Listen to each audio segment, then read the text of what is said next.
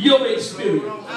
You know, since y'all got deep on me, you know, when you going to the club, oh God, everybody had a favorite song.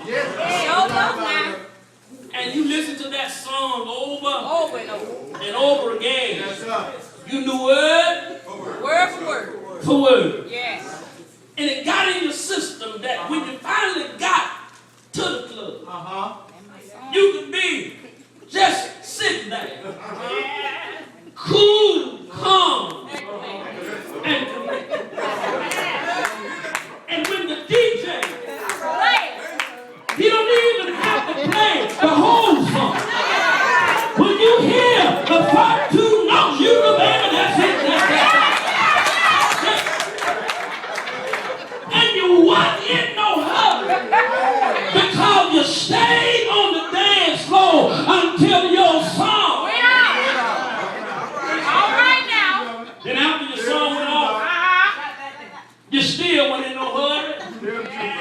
The folk were cutting off the lights, putting chairs on the table, and when you left there, you were looking for somewhere else to go. All right now. You sure right. Yeah, when we come to church, we singing about Jesus.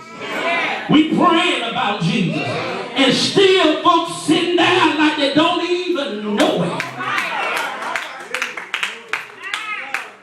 Got to have an experience before you can tell it.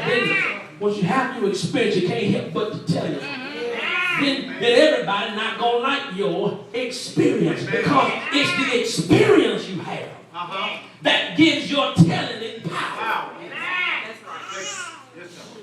A butterfly. Something that we look at and we look at how pretty they are.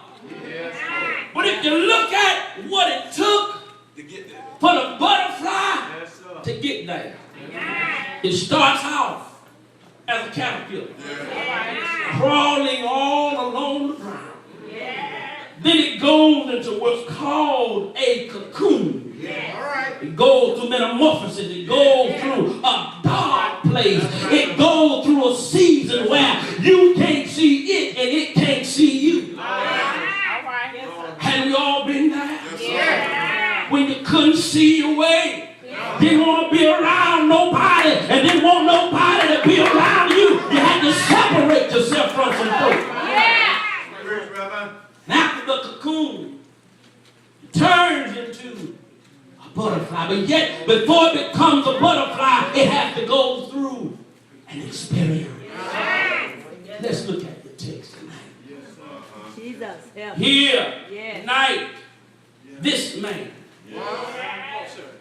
This man who, if you study the text further than just what you see, you realize that this man had a family. But this man, some way, somehow, picked up a bad spirit. He picked up a bad spirit, and one day he lost his mind.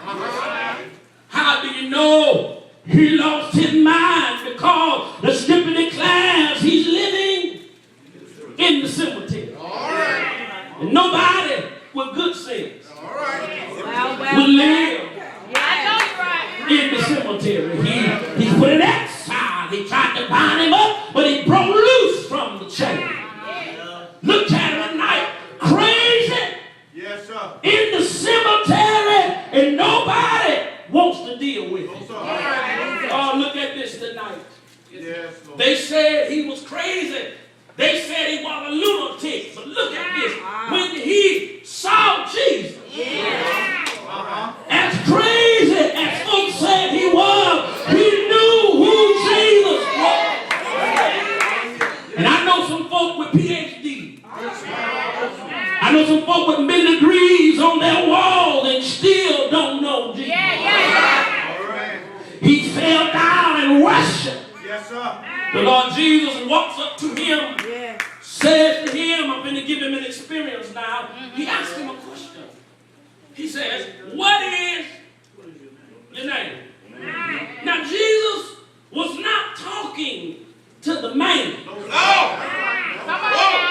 He was talking to what was in. Because what was in the man answered him and said, my name is Legion.